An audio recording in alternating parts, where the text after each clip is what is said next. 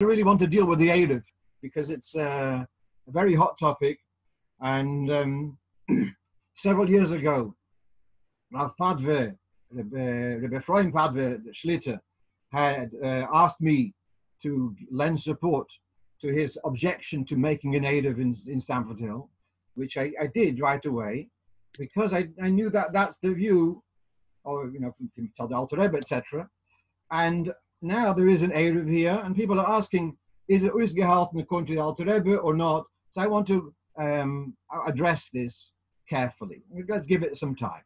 So first of all, I have here a sefer called, if you see the picture on the left, a sefer of Sipurei Hizvaduyos of Reb Wolf Gringlas. Wolf Gringlas is a very early Yid. The Rebbe called him my Mekubal. He was very much also into halacha, minhagim, etc. He was one of the co-authors of the Sefer HaMinhagim. I think we discussed a note of his, was it last week or 2 weeks ago? So now, the bottom of this paper, where it's Minhagi Chsidim V'Anshe Ma'aseh, the last piece where I'm pointing to with the cursor now, Haminig Eitzel Chabad, Sheloi Lotzeis B'Shabbos Kodesh B'Shus HaRabim, Afilu B'Mokim Shenimtza Erev, from Erev. So there's a general Chassidish view, and which I want to discuss more carefully, but he's saying there's a general Chassidish view not to rely on using an Erev. We're going to go through the halachas carefully, but meanwhile, this is just an attitude, yeah? In the Sefer, Misdei HaShlichus, Chelek Gimel, I had written about what we learned in Bashgocha Protest. Last year and 2 years ago, the Shabbos afternoon Shir, we learned about Eruvin. And I wrote, gave a Shir, wrote it up, about why we are concerned about the Eruvin in the various towns. And someone sent me the following note. So this is a ha'ara from someone called Levi Ytzchak Springer. He writes the following. Reb Naftali Roth related that when he went to Yechidus, he lives in Yerushalayim, the Rebbe asked him, do Anash in Yerushalayim rely on the Erev to carry? So when Reb Naftali said, Sheyesh hanimnoim, there are Chassidish Yidden who refrain from carrying, so the Rebbe was Svias Rotz, and he was pleased to hear that there are those who are refraining. Then another thing is, he writes to me that he heard when the Frierdiker Rebbe came to Eretz Yisrael in Tofresh Peites, when he was in Yerushalayim, and after davening, people brought various foods for Kiddush, and the Rebbe was surprised that the Tomim carries on Shabbos. Now the Rebbe had lived in, this is before he lived in Varsha, but he had, the Rebbe had been around. I'm sure he'd seen towns where there were Eruvin, and the Rebbe was surprised that the Tomim relies on the Erev to carry on Shabbos, the Erev in Shalayim. So these are, meanwhile, Chassidish attitudes. Now let's take a look, the next line, the next slide. Where are the weak points in many of the public Eruvin, which we'll see in a moment, that they do not apply to the Erev which we're dealing with at the moment. But I'm discussing this because there's an Erev in Golders Green, there's an Erev in Manchester, there's an Erev in Edgware. I don't know the details of all of this, and therefore I felt it's good to just address the various questions about Eruvin, because Baruch Hashem, there are people from other parts of the country besides N15 who are listening in. So we have here the following. This is in Siman Shin Samach Beis. Alter Rebbe says, if you made a Tzuras HaPesach,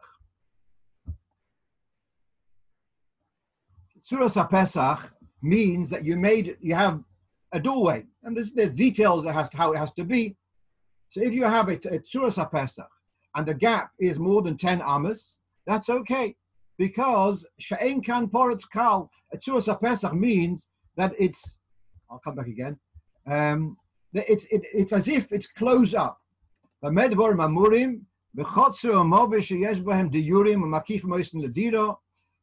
talking about you have a dwelling, a yard, and there's a gap, so you put up a Tzuras HaPesach. Let's go, I'm going to skip into the fifth line. Avul bebika, shebo lasis bo hekif, kadei lahatil.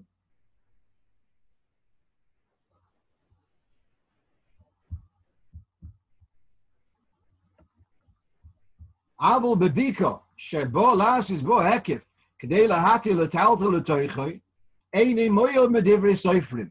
To take an area in the open area and to put up posts of Tzuras HaPesach all around, he's not happy with that. Not midrabanon. Then he says that you can have a Tzuras HaPesach. Then let's go to the second paragraph. V'yesh oimrim she'ein Tzuras Pesach moyel lepirtzo yoyse mi-eser, that you cannot rely on a Tzuras HaPesach, which is a gap of more than 10 amas, even in a chotzer, unless it's oimid meruba ala porutz, oy beruach shlishis shalom movi. Okay, so this is where we have here, and the end is the toiv lochosh ledivreim afal pi sheike kisvar orishayna. So can you have a Tzuras HaPesach which is more than 10 amas? So this, in many places, is what the Aruvin rely on. Let's say you've got the electric pylons and the wire, the telephone wires, and they are one from the other is more than 10 amas. If that is the basis of the Eruv, then we have an objection that if it's more than 10 amas between one and the other, if that is the majority of the perimeter of the Eruv, then that's not lechatchila. The truth is, however, for example, I came to conversation with Rebbe Levin.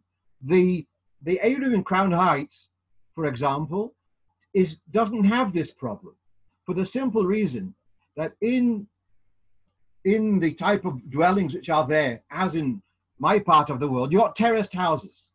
The terraced houses, they themselves form a wall. So the majority of the Eruv, of the perimeter, is actually formed not by Tzuras HaPesachs, rather it's actually formed by rows of houses. There's only a minority of the perimeter which is going to have Tzuras HaPesachs, indeed, where the roads meet the, where there's roads in between. But so this objection of because of more than 10 amas would not apply where you have actually solid walls for the majority of the perimeter. And so that's one weakness which could be, I'm not sure how every Eruv has got its own, peculiar, particular things. If that was a problem, that's not a problem in this case. Then we have the second thing we have over here, which is also from the Alter Rebbe. This is from Shin Samach Dalet, about, he says here, about even if you have a Tzuras HaPesach. So here, if you can see where I'm pointing to, the Habola Hachshir Rishus Harabim, you have to put up Deles Mikan v'Deles Mikan. This is saying like this: if there's a Rishus Harabim, then you're going to have to put up not only Tzuras HaPesachs, Midrabonon, you're going to have to put up doors. And then he goes on to say that they have to be Ninolos Balayla. Those doors have to be closed every night. Then the next opinion says, there's a more lenient opinion. Doors have to be, but they don't have to be Nulos Balayla. They don't have to be actually closed. But actually, they have to be closable. That's a word in English, I don't know. But what that means is, it says about Mechuzah, they had doors at the entrance, but there was like a pile of sand or earth which kind of blocked the doors. That wouldn't be okay. But if you clear away the earth and you can close the doors of the city, then that would be acceptable to make an Eruv in Rishus Harabim. And it says in the Gemara that if Yerushalayim ilmole dal sisel nin oles balaylo, it wouldn't be valid. The Eruv wouldn't be valid in Yerushalayim. So here we have where you have a Rishus Harabim, then you need to have. It's not enough to have Tzuras HaPesach with poles and wires. You need to have actual doors.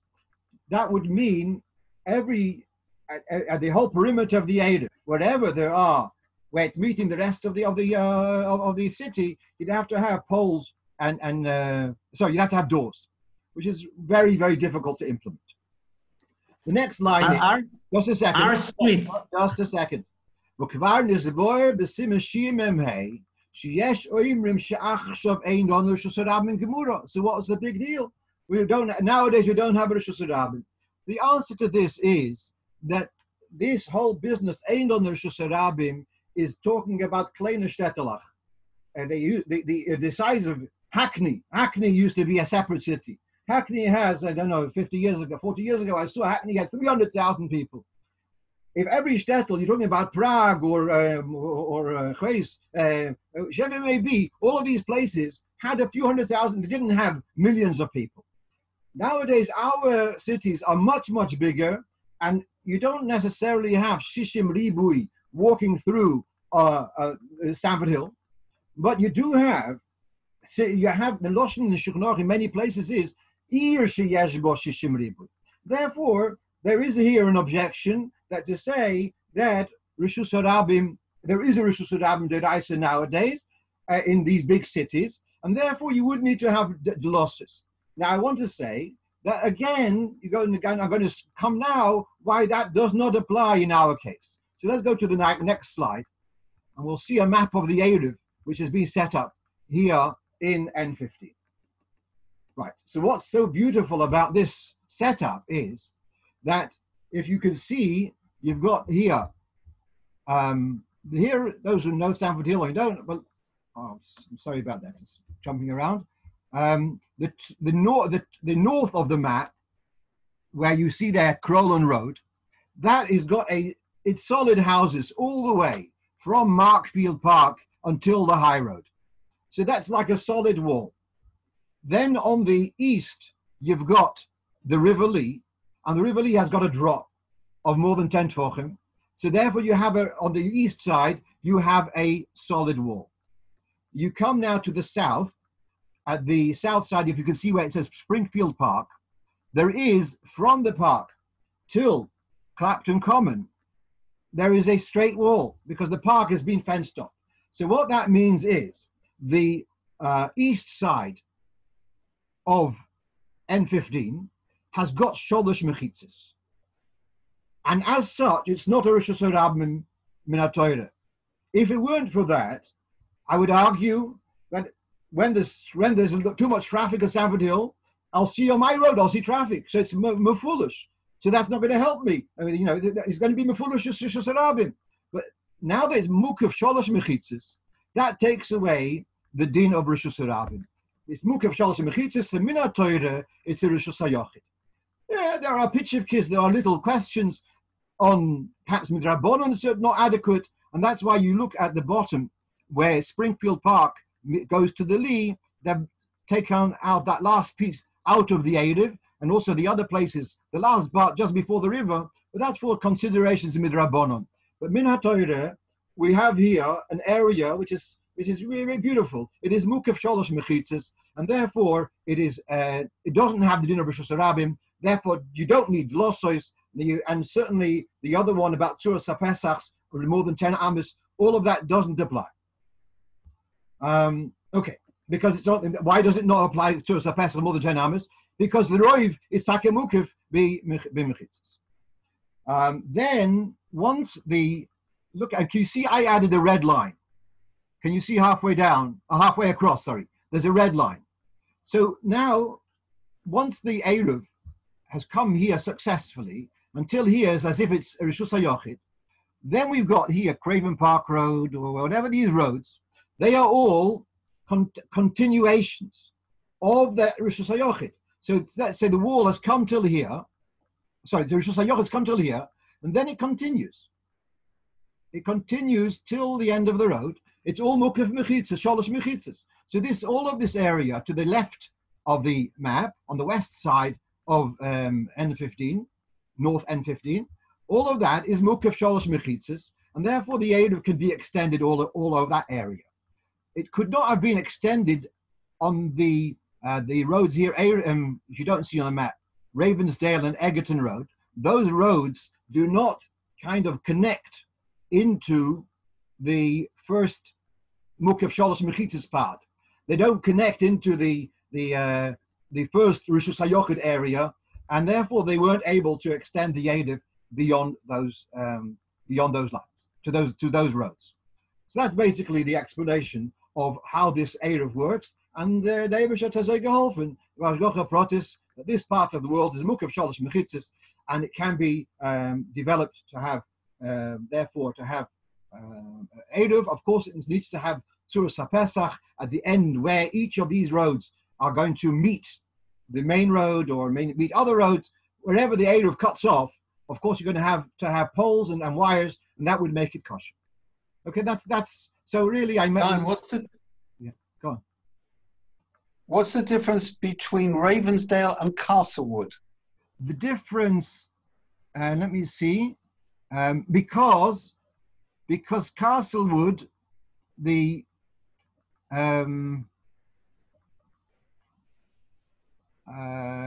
okay. Castlewood is joined to Ravensdale by Rookwood. I think that the south, to the left of your red line, to the south of Castlewood Road is a straight wall, and that is therefore the southern wall of the Rishus HaYachid. You follow? Whereas Ravensdale, the outer part, is open to where the buses pass through, and that part is already out of it's cut off from the straight line of houses. Okay, that's basically the explanation. Dan Raskin, yes. Almost every street, I mean, I live in Hendon, right, northwest. If not for anything, that would be considered Reshus HaRabim because it's part of London. Yeah. But every street has two sides, houses on the two sides. Where is the Sholosh Mechitzes? Now, the difference here is you're looking at, taking a bigger view. You're not talking about in the immediate, every street is open at both ends. But here, the southern area of, the eastern area of N15 has got, imagine there were no houses, the whole area was empty. So you'd have by Markfield Park, you've got this wall over here, and you've got a wall over here. You've got three walls. Not the walls, not each street. The whole area has got three walls. So if you're looking at the next road, those houses, they would be the third wall. If you have the easiest place to make an Eruv is a cul-de-sac, is a dead end. And in a way, this is like a bigger, it's a grosser dead end. Because the only problem is that you have more than 10 amos opening. No, because that's only on the fourth side, and therefore you can do that with a Tzuras HaPesach. That's okay. All right, let's go on then. Having said that, now the next question is: we as Chassidim, this is going to be a very important question, and that's why I wanted to address it. We as Chassidim are going to ask, what would the Rebbe advise us as far as using the Eruv? Now you have seen the Rebbe's conversations with Naftali Roth, etc. But let's take a look over here. So we have now this first, the top of the page here is in response to Chabad in Melbourne. At the time, a Rabbi Zaitchik, if I'm not mistaken, was the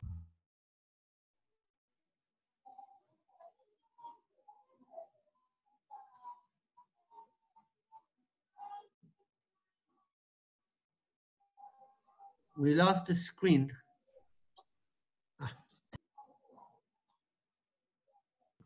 There we are. Okay, sorry. The dying cuts off sometimes, even in the ship. Thank you.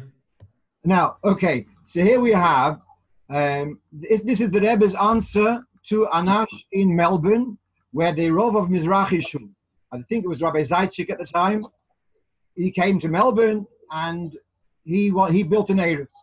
And the question was, should Chabad participate? Yes, no. So let's read the Rebbe's answer very carefully. Mufursemes daiti shebedereinu zeh. It's well known, my view, that in our generation, ish or irgun, a person or an organization, which are taken, which are important, and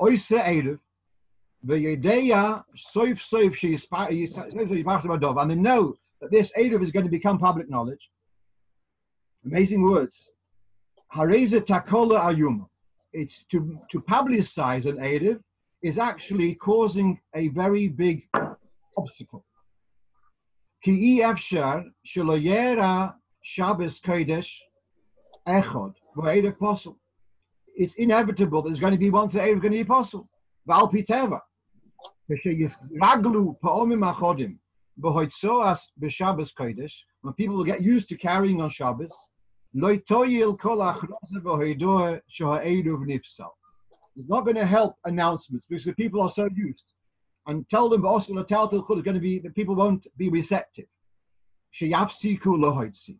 The Rebbe is saying that I've got a very big problem. You make an Erev and you're telling people you can carry on Shabbos, then it's not going to work. You won't have a method to tell them, stop them carrying.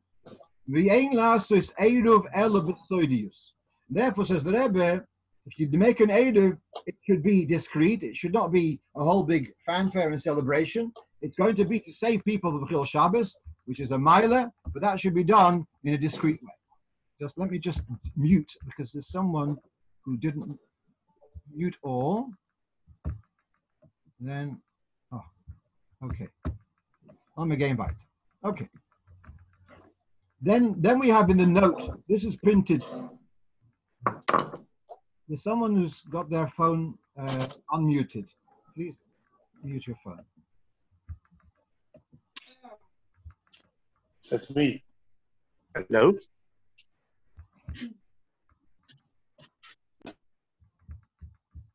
Right.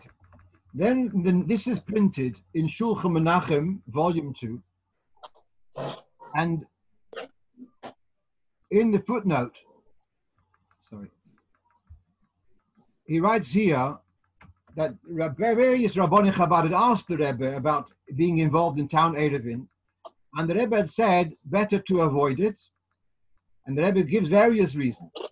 He says, first of all, in America, many people move from one place to another, from one neighborhood to another, and the people won't realize that when they move to a new area, there's no Erev there, and they'll continue carrying on Shabbos Chas v'Sholom.